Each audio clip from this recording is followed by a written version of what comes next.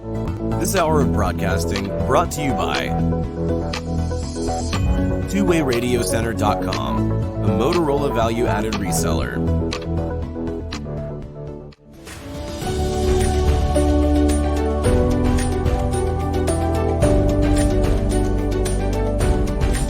Welcome to the Church Safety and Security broadcast with the Church Safety Guys.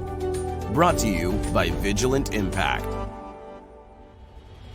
The Church Safety Guys is a nonprofit organization dedicated to equipping the vigilant, those men and women who stand watch, keeping our houses of worship and places of faith safe.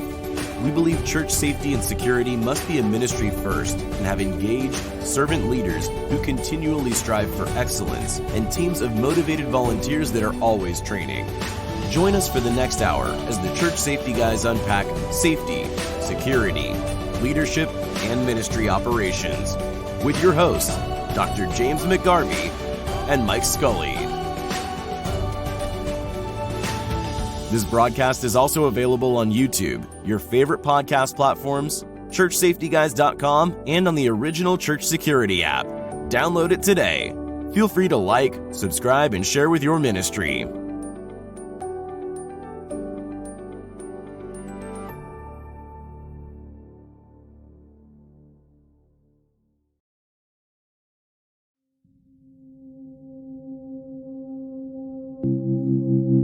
For today,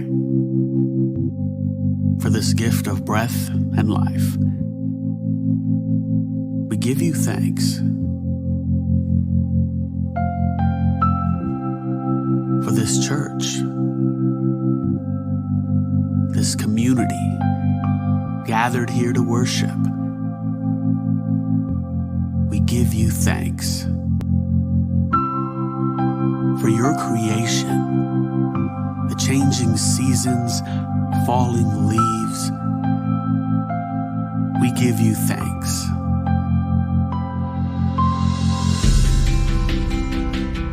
For your mercy, for your forgiveness, for your love, we give you thanks. In our weakness, we thank you, for your power is made evident. In our failures, we thank you, for your grace is sufficient. Even in the trials, through the struggles and pain, as you form us into who you want us to be, turning our mess into your message. Today and every day, we give you thanks.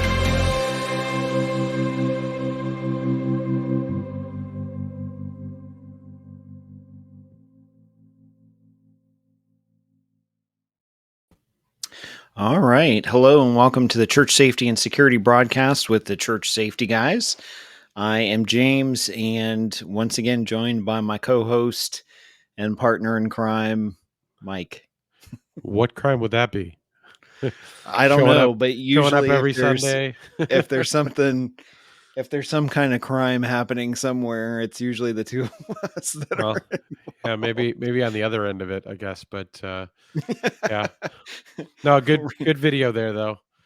Researching and deflecting, maybe. Who knows? Yeah, exactly. Well, I'll say, you know what? Why don't I continue that message of that video and say, you know what, for the audience that shows up and listens every single week, whether that be live or the podcast and the different replays on all the different platforms, we give you thanks. We do this for you. We do this for God. We do this for a reason to kind of have an impact on the community, and hope that doing so will make it easier for you to help do this type of service in your church. And so it is not without gratitude, and gratitude is really one of those things that can be brought up at any time of the year, but of course around Thanksgiving it does tend to surface for many of us even more. Shameless plug is I will pull up the gratitude journal here. This is really something that not just for now, we didn't write it for Thanksgiving, but it's a great way to kind of go through with your team. It's not one of the books we talk about a whole lot, but it's a great tool to really kind of savor and think about and work through the things that you do have to be grateful for. I think so often in this ministry and this community, it's very easy to talk about what we don't have: the budget, the tools, Sure. the latest greatest thing, the this, the that. It's always easy to focus on the what we don't have and not just focus on the gratefulness for the volunteers we do have. Absolutely. And I think that, the Bible is chock full of references to giving thanks and being thankful, and having a heart full of gratitude to the Lord for what he's done for us. And one of the verses that kind of comes to my mind is Psalm 9:1, which says, "I will give thanks to you, Lord, with all my heart. I will tell of all of your wonderful deeds." And through our period of time of researching, and certainly, we are talking to churches all the time and looking for key factors with mental health and stability, and burnout and all these other things. And I think sometimes, even the engagement concept of the ministry life cycle, I think a lot of times we have a tendency to forget that we all are serving and that we all are contributing, and taking the opportunity to be grateful, taking the opportunity to be thankful, really is a spirit motivator and a Yep. spirit refresher for us. I don't do ministry because because I want the attitude. I don't do it because I want somebody to come up and say thank you to me. But at the same time, and I know a lot of people that watch and ask us for things and ask our ministry for things are the same way. We don't do it because we want someone to say thank you. But at the same time, um, in a sense, it's kind of like our love language, because when people come up and they say, "Hey, thank you, we really appreciate what you do," taking that time to do that really, um, really fills that love bank and fills people's motivation to serve longer and do a quality job. And so I think Yep.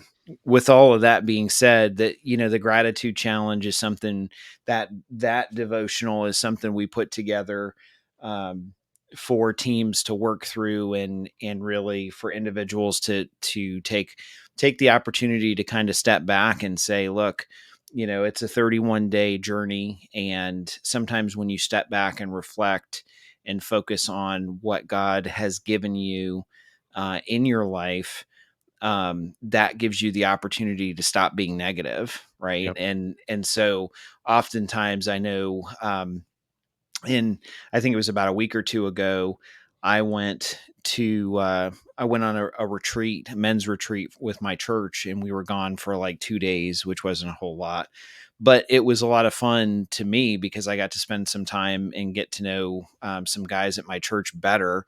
But the whole premise of it was to stop, like to just basically take a break, back away from what we're doing, and then come back and be able to jump in. And I think sometimes sometimes that's a good thing to do, and sometimes we need that to be able to step back. And Right. even at the point when maybe we get cranky, or frustrated or tired, or we're always, like you said, we're always focusing on what we don't have. Sometimes it's nice to be able to step back and be grateful and thankful for what we do, and understand that we're in the position that we're in at this particular moment because God's brought us to that position. Indeed. So I think it's the attitude of gratitude is a phrase I've heard used multiple times, and it always kind of strikes me. But I think you brought up a couple of great points there. Is in really in the sense that when we're thinking about our teams, when we're thinking about ourselves, yes, we're not necessarily seeking the praise or the acceptance or the gratefulness of others.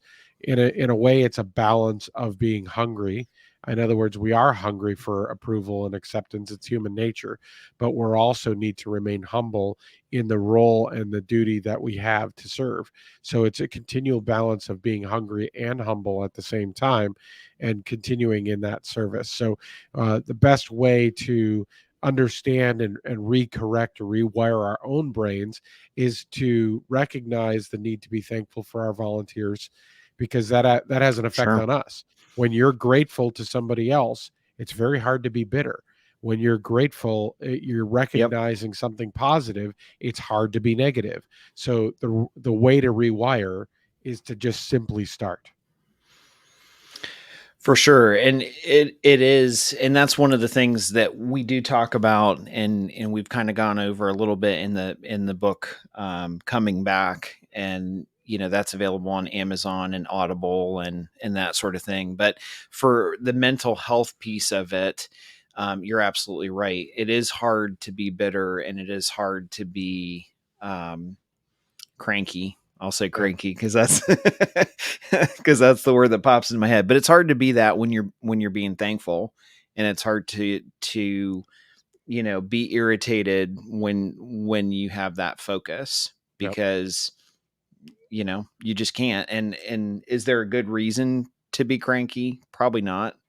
I mean, honestly, I know the times that I've been, and I'm not saying this to say, somebody listening, somebody listening to us, I'm different from them, because there have been times where thankfully guys that I serve with have pulled me aside and said, you're a little bit off today, and you're acting like you're kind of crabby. So, Yeah.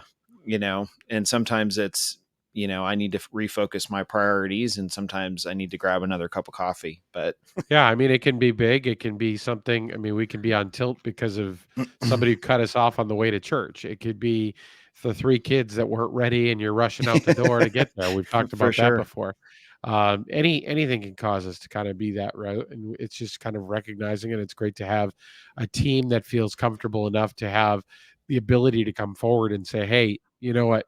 Go get a coffee," or "Hey, you're off." And so I think that's Yeah. important.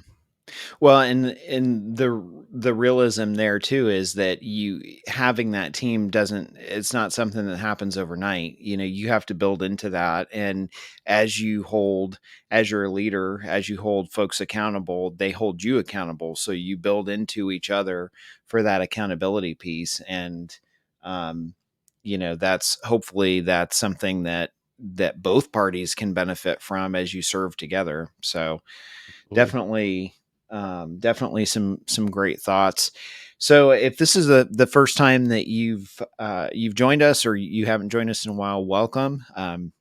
We've got some great resources on our website at churchsafetyguys.com, and we try and do this about every Sunday. Although this is going to be our last broadcast of the year, and part of that reason is because we're going to take some extra time and put together next year's schedule. But we also have a lot going on with churches and through the holidays with our families and whatnot. So we decided to kind of take a break and just come back in the new year with y'all, and hopefully have some great content on the broadcasts and have everything planned out. So that gives us a little bit time to do quality and not necessarily quantity. Well, But it's not like it's not part of our own, prescriptive, life cycle is a period sure. for renewal, and so we're kind of drinking our own champagne here, if you will,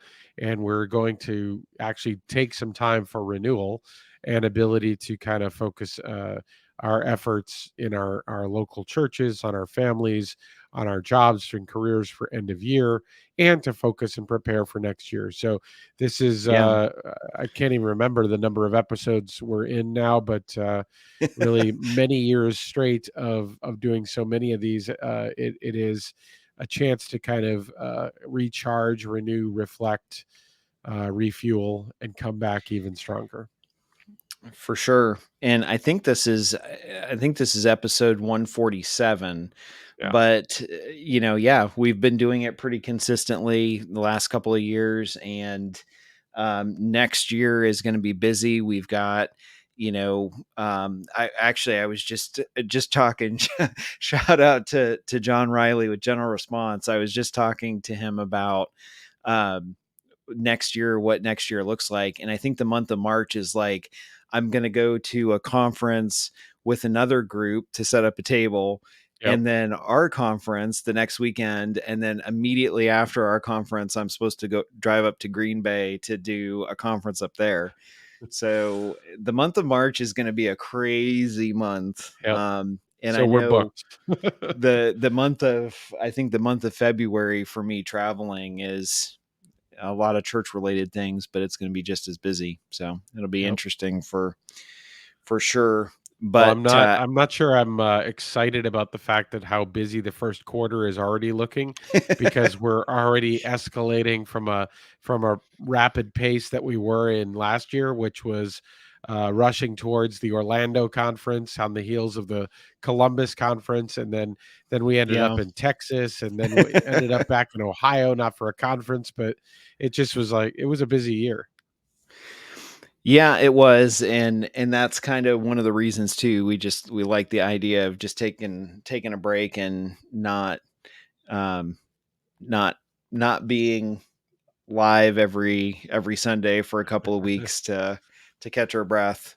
So, but on this broadcast, we wanted to kind of round up the year with just talking about some holiday stuff. And I know Thanksgiving is coming up, and so churches are doing stuff for that and for events. And I've already actually been talked to several times by different churches that are doing concerts and holiday type things for Christmas. And so, and Yep. actually, I've got a funny story about that in a little bit, but so we wanted to chat a little bit about that on this broadcast, and um, talk about just some easy things that you guys can do, or hopefully can help you just stay focused and serve better with your churches. So I'm going to bring in our guest today, who's really not a guest.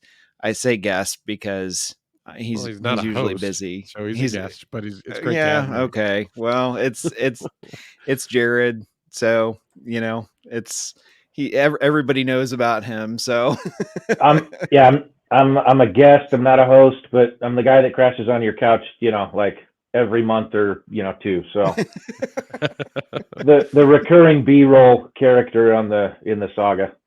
Hey, you know what? You've reached that status of recurring appearances that you now show up in the credits at the end of our little show we have here. Yeah, it's not just that one guy from Arizona. hey, you.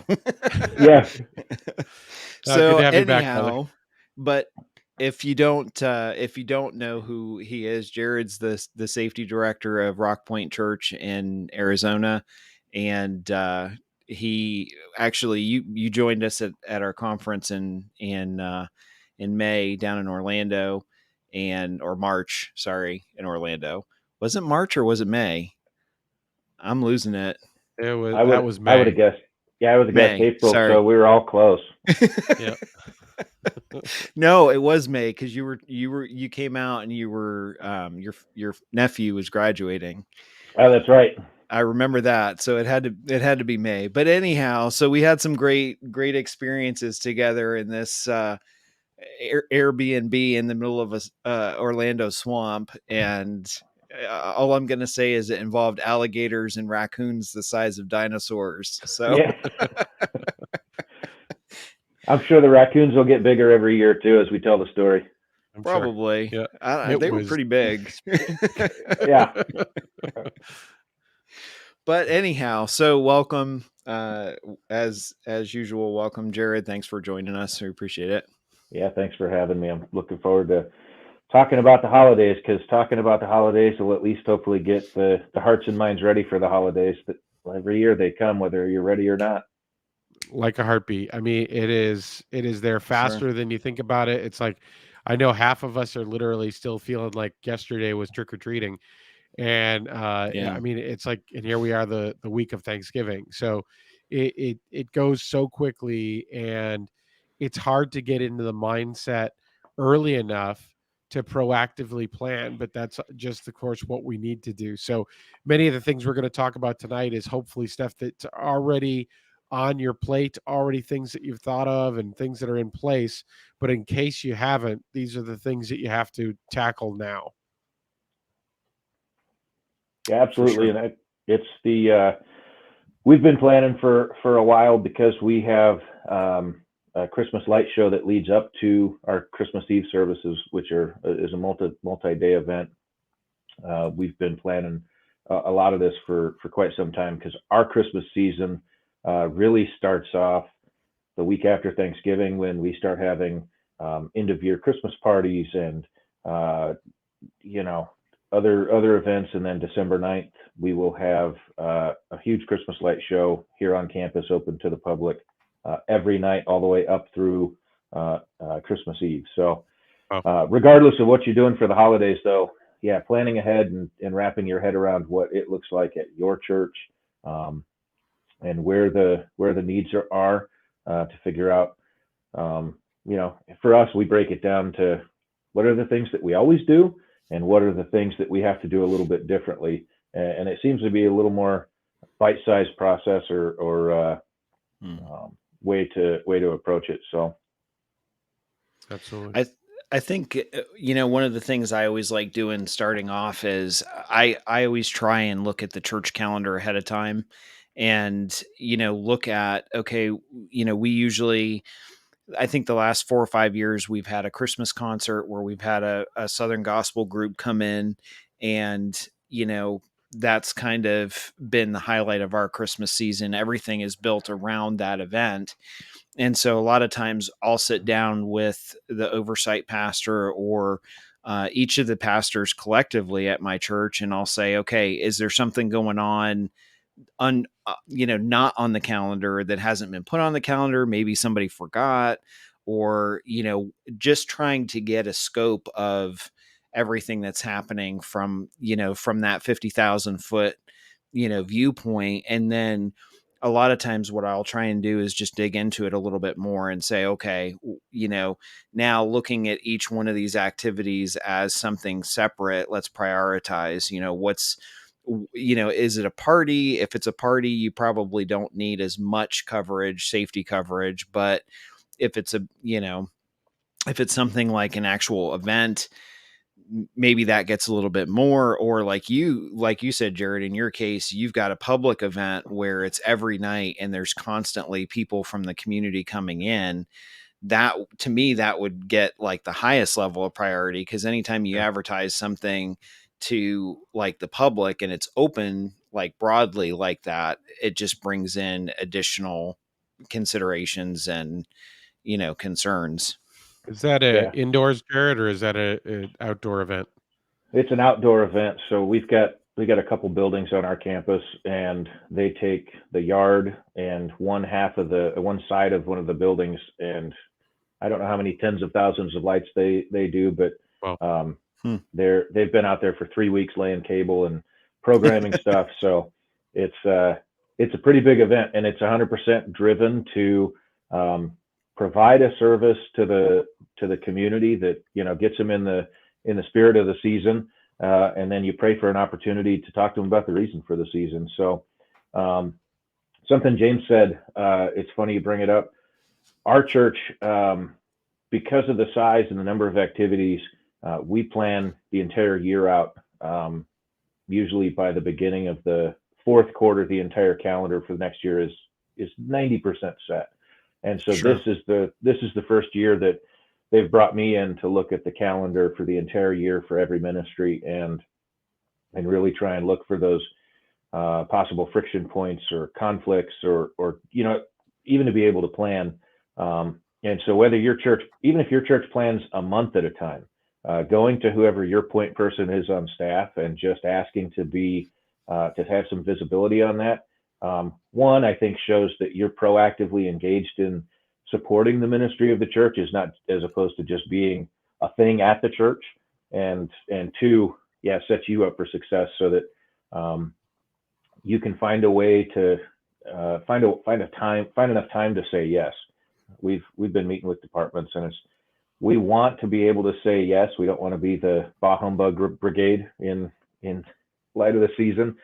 Just give us a little time to be able to plan to do it well, to partner with you well. So yeah, that calendar point's a great point.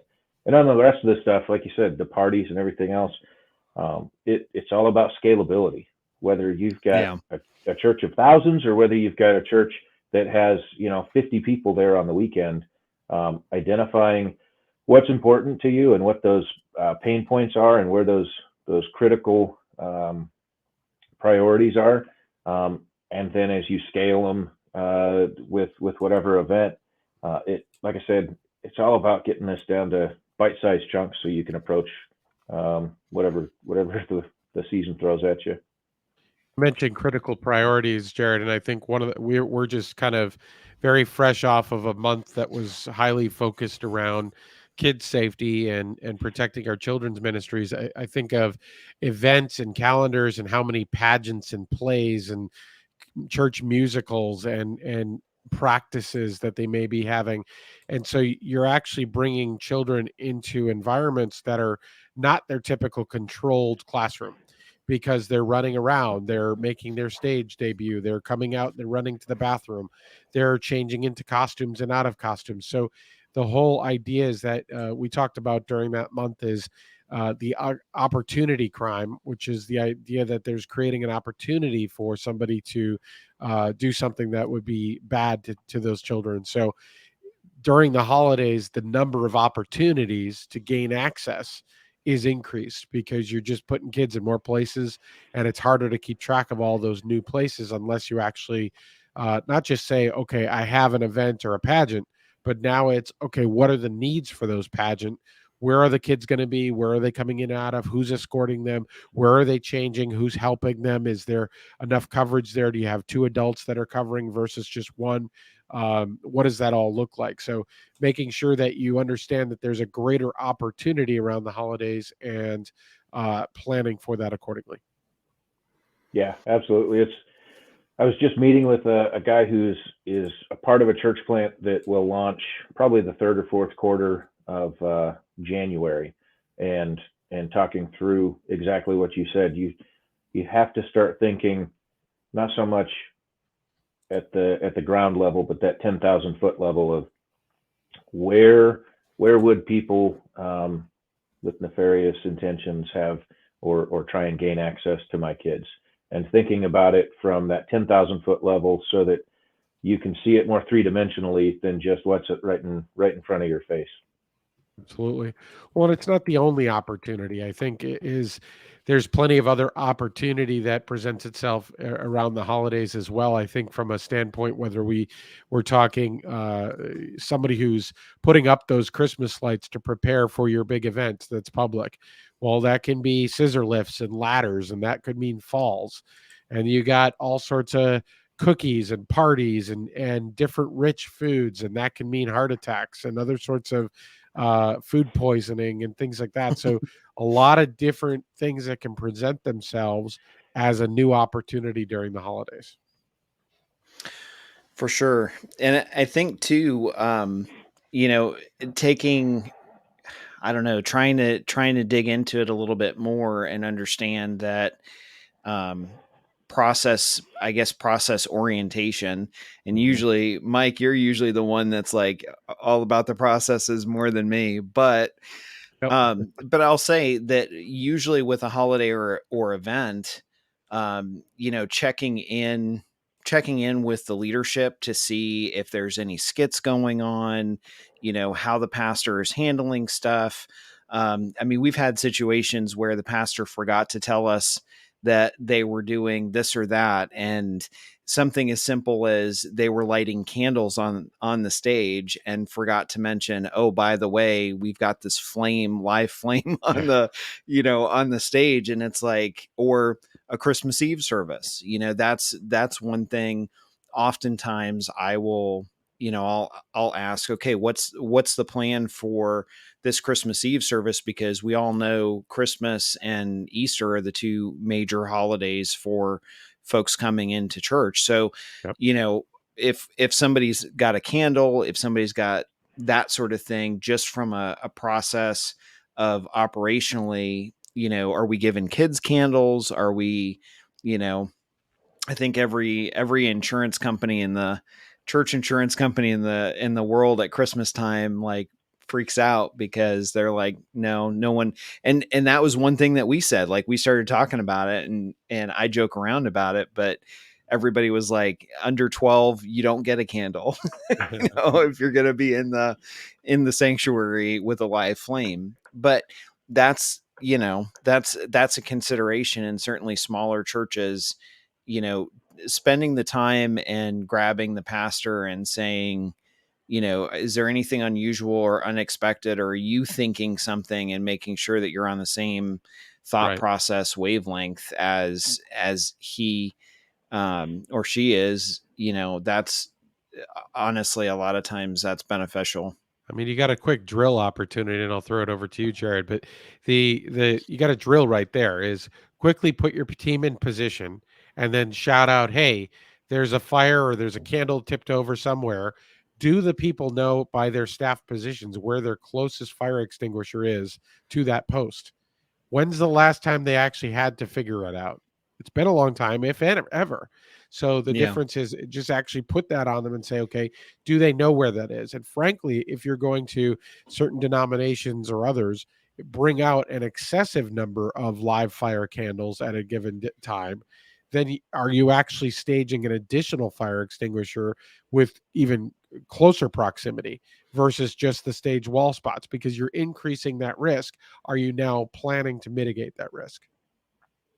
Yeah, even the step further on the fire extinguishers, part of the light show experience we have is we have fire rings set out, and we give away s'more kits, and so it's like a 30-minute show, and we've got things that we want to have families come and be able to enjoy it, and so staging fire extinguishers by each fire pit and having a dedicated volunteer. And we had a volunteer show up last year who was the s'mores host, I think we called it. And about an hour into it, they came to us and they said, I was just thinking, I actually don't even know how to work a fire extinguisher. And so even that basic thing that you don't want to try and figure that out on the fly, making sure that your fire extinguishers work. I was racing down in Mexico one year, and the pre-runner buggy we were in caught on fire, which when you're in the middle of the desert and your car catches on fire, it's not a great feeling. So I jumped out, grabbed a fire extinguisher. I knew how to use it, ripped the pin out, and unfortunately we hadn't checked to make sure that all the dust and vibration hadn't seized it shut. And so when I went to squeeze the handle, it didn't work. Oof. And so had to resort to throwing dirt on the engine to get the fire out. Yeah, but little things like that, where even if you've got somebody, do they know how to use it? Even if they know how to use it, is your equipment working and functioning properly? So, yeah, thinking about just those little extra things that are going to be slightly different from what you would consider the norm. I think too about the DLRs, the don't look rights that you would normally give a little more attention to the rest of the year. As you said, Christmas is generally the highest attended services of the year. And so you may have people who last time they went to church was years ago, and it was a very different denomination than what your church is currently. And so the DLRs may be an opportunity for conversation and less, but you just got to be more attuned to it and really have your spirit tuned to what God's got ready for you and what he's trying to show you, and discerning those things. I think honestly too, the other thing that we don't always emphasize is with the DLRs, or the doesn't look right, don't look right, with those folks, when you have an influx of people on your church campus, it's not always easy or possible to look at every single abnormality, if I can say it, so you kind of raise that level of what you're going to take the time to look at, right? Mm-hmm. So there's different things that, okay, like you said, that's a little odd, but is it as odd or worth being concerned about? Maybe that filter changes just a tiny bit, as far as, or that bias changes just a tiny bit as far as, okay, you know what, this is odd, but considering that our campus is open and we've got this, in your case, this massive community light show going on, is it that odd for the community? Right. Probably not. So when you're running, especially, and one of the folks listening mentioned volunteers, and which is another good point, because a lot of times with the holidays we're shorthanded because volunteers will go out of town or whatnot. But when you're running a process or an event and you have less than you should anyway, you really do have to kind of look at everything as a whole and kind of step back and say, okay, this is unusual, but how unusual is it? Is it really worth me pulling resources all of a sudden to talk, to address this situation, when, maybe it's just one of those things where I could walk over and have a casual conversation and, get a feel for it myself versus, all of a sudden pulling everybody when you don't have too many to pull from to begin with. Well, and there everybody's already potentially on edge because it's elevated risk, it's elevated attention, it Yeah. just by nature happens. And some of our team may have their heart may be already elevated, they may already be in condition orange, they might already be thinking, okay, hey, something's going to happen, or something potentially could happen. So you don't want to gin them up anymore by just a something light that could just be it could be nothing, and it's just something of gaining more intel, getting close, as you said. You don't want to kind of rustle their feathers too early, because it can just kind of spiral out of control. But I want to go in another spot here too. Is what the holidays can really breed desperation into a Mm-hmm. lot of folks, and we need to understand that feeling, that frustration that occurs with people, which can be mental health driven, but can just be the season. That can drive towards, hey, I can't provide for my kid, leading to break-ins in your parking lot, to purses stolen out of pews and other sorts of things. To, hey, you know what? There's a toy drive, and I'm going to target that, or a food drive, or while most of our donations are, of course, done in online nowadays or via an app or things like that, there can still be a sizable collection that occurs on that heavy Christmas Eve or Christmas Day service. And Yeah. while it may have become something that's so complacent for us, of, oh, it's not that big of a deal and there's not much in it anymore. Well, on Christmas Day, on those special services, throw that normalcy out the window, because you're now dealing with something that is not normal. And Mm-hmm. so all of those things, is understanding the feelings of desperation, will motivate people to do things that they don't normally do. And so we have to prepare for that as well. Yeah, I think when I try and teach or quantify situational awareness, one of the skill sets that I explain is, you want to establish what the normal baseline is in whatever environment you're in. Similar to the treasury agents who don't study the counterfeits, they study the real thing. So in the same way, you're going to establish that baseline so that when there is a Yeah. blip on the radar, it's easier to recognize. And so one of the things that, in addition to kind of getting an idea of what your church is planning, so you can have that in your mindset, is if it's your first or second year at the church that you're serving on, ask other people who have been there for a long time, what does a normal Christmas Eve service around here look like? It's not an unreasonable ask, especially if you explain, because I'm trying to make sure that I've got a good baseline to keep an eye on things and have a better understanding. Seeking understanding is rarely going to offend those who you're trying to partner with in ministry, if you're doing it sincerely. So. And sometimes too, the other piece of it is jumping in. I was going to mention earlier that we were going to do a Christmas, our church plant. Actually, our church was going to do a Christmas concert this year for Southern Gospel Group, and it didn't work out.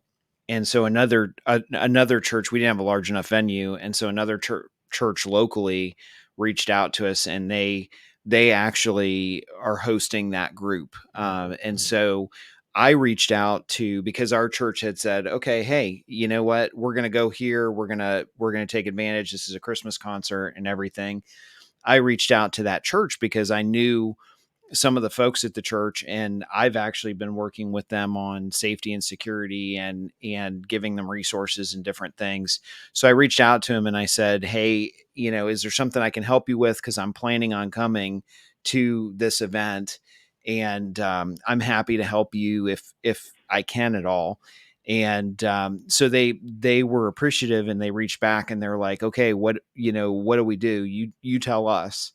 And so all of a sudden I was like, okay, I'm just in this, I'm in this position where now I'm putting together a team, I guess, at another church, where I'm like, okay, well, thankfully I know enough about the church. I know some of the folks that go there, and I'll probably be taking 3 or 4 people with me that I know how they work. And, and this particular group that does concert stuff, oftentimes the threat is very low. There's very minimal concern with them, but it's still an event. We still, and so one of the first things that I talked to them about was, hey, we've got traffic, this is a public event, we've got to deal with this. That could be a concern. A small environment, this is a concern. And so kind of highlighting a few things. But I think honestly, oftentimes we have a tendency to forget, because we think that it's just going to be a simple little service or not an unusual event. And pretty much anything, during the holidays is unusual. And we should be looking at it, like you said, Jared, with a different, really different baseline, like creating a new baseline for the holidays versus every day. And I think with the awareness factor of it, that's really important to do. So, Mike, were you going to say something? Yeah, not on that topic, but I think we'll go in another spot here too, is really the visibility that a public event can have, the importance of the holy days, if you will, or the holidays. It brings a lot of attention to churches. Yeah. Not for only the good reason, not because, hey, I haven't been to church in years and it's time to go, or hey, I'm gonna.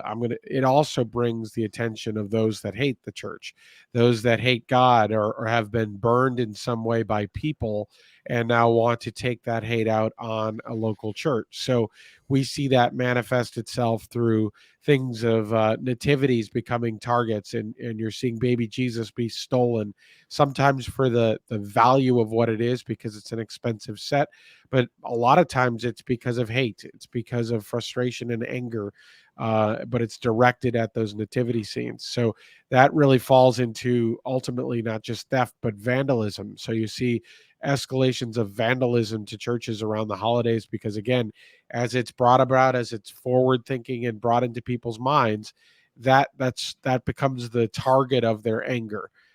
So that escalation naturally happens because of the escalation of talking about churches during the holidays. Yeah, and another good thing to do in preparation for coming out of Thanksgiving is, again, large or small, monitor your church's social media presence. A lot of times Absolutely. the keyboard warriors, will start there and then escalate. And so whether you've got an entire social media team that you just say, hey, can I talk to you about some things that I'd like to hear about if you see them? Or even if you just make it a daily habit to go on your church's Facebook or other social media page and just look for odd comments. A lot of times it's a great indicator, and you can do it really low level or you can do it really high level, but any level is better than nothing. And this is why you want to For have sure. connections with your local churches too, is if somebody else has vandalism or has a nativity targeted, you should know about it through a phone call, not a story on the evening news. And Mhm. then that way, if it wasn't just a target of that church, but it could be somebody who's going to target multiple churches and wreak that havoc, then you know what, you can take action accordingly and prepare for that. Yeah, this great point, and it's a lesson learned from my own miss. Probably 2 or 3 years ago, we had a former employee who came to Christmas Eve service. It must have been three because we had 5 days of services due to social distancing.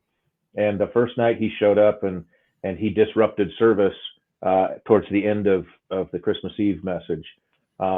Didn't think anything of it. Had a conversation with him, but didn't alert my local network that I'm a very active part of because I thought, that's just a Rock Point problem. And so Christmas Eve, fast forward 3 days, I get a phone call from one of my partner churches, and they said, "Hey, did you know so and so's going around and he's interrupted 2 other services so far?" And it turned out he'd been to 4 of our churches, Wow. and fortunately Mm. we were able. Then we started talking, and we were able to keep him from interrupting 2 other churches on Christmas Eve when the house was packed. So there's a great lesson learned of, yeah, don't assume the other church knows, and don't assume that it's just stopping with you. For sure. And one of the things I do want to mention as well is something we haven't talked about too much, and that's um, be aware when you have a larger amount of people in your on your church campus in your building for whatever event. Be aware of what's going on in the community around you, because kind of going back to what Mike said earlier about people being desperate, things still happen. And if it's a busy evening, things are going to happen in the community, whether it's tied directly to your church or not. And I Mhm. know there have been several times where we've had police car chases that, that ended in our parking lot in the middle of our Christmas play or in the middle of our Christmas concert. And it's like, okay, that's something that comes to you, but that's something that's going on in the community. So be aware of things that are happening locally and understand and just be prepared that you may have to improvise on the fly and say, okay, this is unique, but this is happening in front of me. Um, and Yeah. that might be an important concern. I think you could plan for evacuation as well because you're going to have elevated number of people into your building. Understand what is that code that you're set for your church? How many people are you expecting to have? If you start to exceed that, do you have a Yeah, plan for it? Can you put it into an overflow room? Can you pipe in the sound and the picture to a banquet room or a center of some sort, and not put everybody in your auditorium? So understand what that looks like. I also know some churches do even go through the step of giving out free tickets just to try to plan for the volume of people that will be there at especially like a Christmas Eve service, or certain types of services. They'll plan for it and say, all right, we're going to allow a certain number of people to show up without a ticket, but because we want the public to still show up. But for folks that yeah. are attending every single week, this allows us to start to say, hey, you know what? The first service is not quite as heavily attended. If you're still thinking of coming, maybe consider that first service. For sure. And I think to go back to it, it looks like we lost Jared, so hopefully he'll be back. But to go back to it, the idea of something happening in the community, I've told this story before, maybe on episodes a long time ago, but one of our first introductions to the importance of having a safety team was when, like I just mentioned, what was it, a felony car chase from a Grand Theft Auto situation ended up in our parking lot. And it was about 10 minutes before we had an auditorium of 1,500 people that were getting dismissed to our parking lot, where we had a helicopter, 4 or 5 different law enforcement groups searching our parking lot and, that sort of thing. And it was like, okay, so you're trying, because the guy basically dumped the car on our property and took off running. And so they bring in this canine and they're like trying to track this guy down. And I went out to one of the officers in charge, and he was oblivious. Like, to me, he's like, what do you need? What, like, why are you here? And I went to him and I said, I need to know, because we had locked down the building so that he couldn't, if he was still running outside on the property, he couldn't get into the church building. Yeah. But I went out to him and to the officer, one of the officers, and I said, okay, I need some direction. And he's like, what do you want? And I said, in about 10 minutes, I'm going to have 1,500 people coming out into your active search area. So I'm like, I need some direction on how to handle this. And he's like, okay, can you stall them? Can you do anything to like give more time? And so I went back inside the church building, and the church was singing a Christmas carol, and I grabbed one of our guys and I said, go tell the pastor to extend the service because we need this, we need an extra 10 minutes. So he went to the pastor and he's like, he didn't even explain to the pastor. He just said, make the service longer. And so the pastor was like, okay. So, he added 2 more lines, and, of course at the time, everybody was like, what are you doing? But they went with it. They rolled with it. Right. Yep. And so that bought us enough time until the canine unit could actually catch the guy. And then, they caught him, they arrested him, and everybody came out to their car and never really knew, other than, I think there was 10 or 12 police cars lined up in our parking lot with them trying to chase this guy and that sort of thing. But, I say that from a standpoint of, sometimes stuff happens to your church and it's not just the church, like it's the property, it's the outside, it's the community. Yep. And, we need to be doing our due diligence to be prepared. We might have to improvise and be creative and think on the fly, but at the same time, we should at least be aware of, being able to change things and adapt quickly. Yeah, you might have tech issues where your computer just completely shuts down right in the middle of whatever you're doing, and have to switch to a secondary device. There you go. Well, welcome back. At least you have a secondary device of a adequate caliber. Yeah. I was like, hopefully this works. We're going to take a shot in the dark.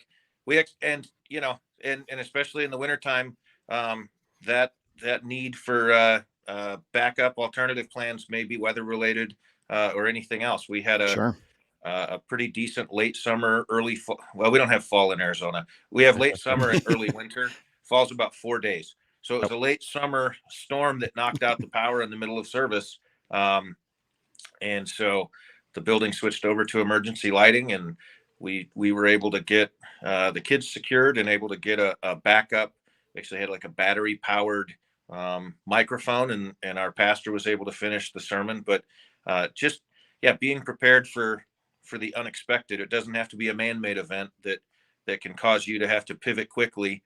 And just anticipating those things can put you in a lot better mindset to lead with confidence and then instill peace and comfort to those you're responsible for. %. And I mean, we're also going into a time, maybe not for you and I in Texas and Arizona, but for those up in the frozen chosen areas, I guess you got to look at it from a standpoint that very often you can get caught off guard in the sense that you didn't prepare for a storm that was coming in, and now you have ice on your walkways.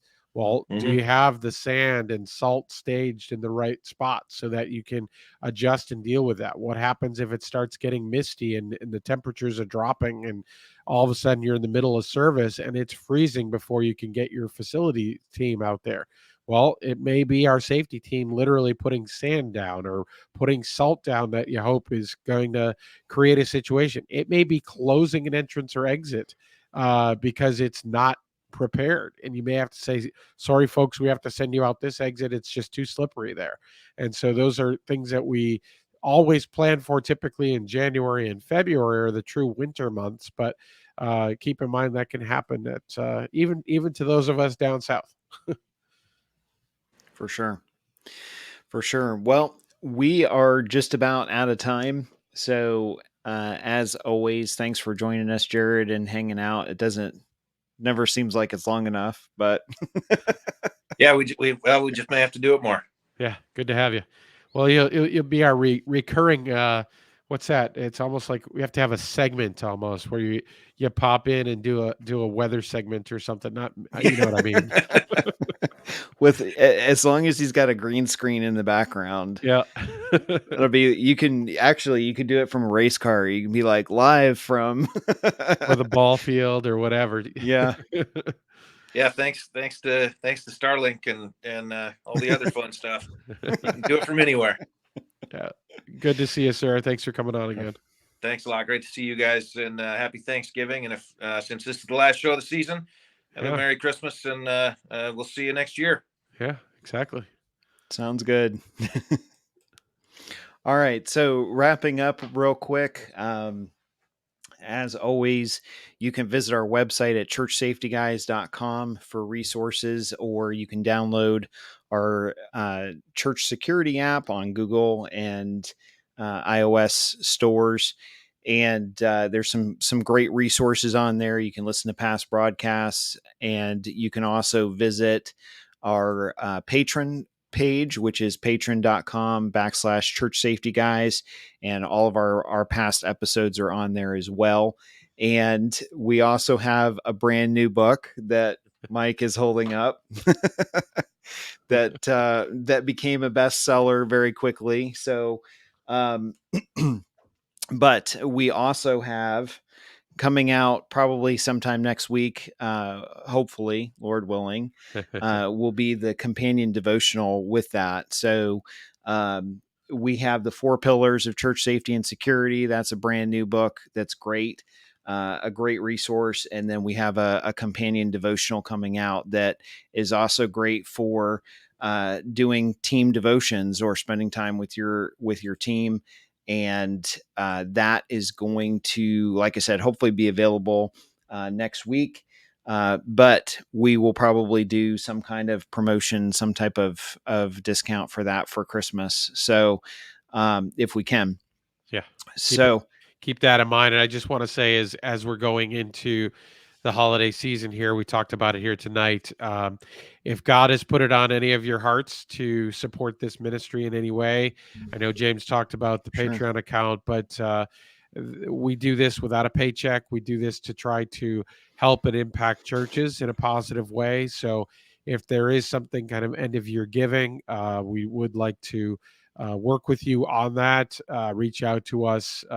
Anything helps, whether it's a small donation or those of you that are blessed and can make an even larger contribution to the cause.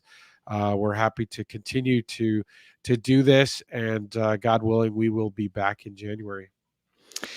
Yeah, absolutely. And one of the things, and a lot of times people ask, like, what does the money go to? What do you guys do? That sort of thing. But we do have operating expenses for the broadcast to keep that up and going. And certainly resources and books. But a lot of times if a church reaches out to us, we just give it to them. Like, we give them the resources. We do our best to give them or to help with radio purchases, trauma kits, all of that stuff. Yep. If the church can't afford it, then we do our best to help them with that. And so yeah, it's a great resource, great ministry. And we're grateful because on occasion, we have people in churches that reach out to us and they'll say, hey, here's $100, help a church out. And yep. That's a great thing. So, but until next time, take care. God bless. And we hope that you and yours have a very Merry Christmas and a blessed holiday season. And if we can help you, please feel free to reach out. Happy holidays, Merry Christmas, Happy New Year. This hour of broadcasting brought to you by TwoWayRadioCenter.com, a Motorola value-added reseller.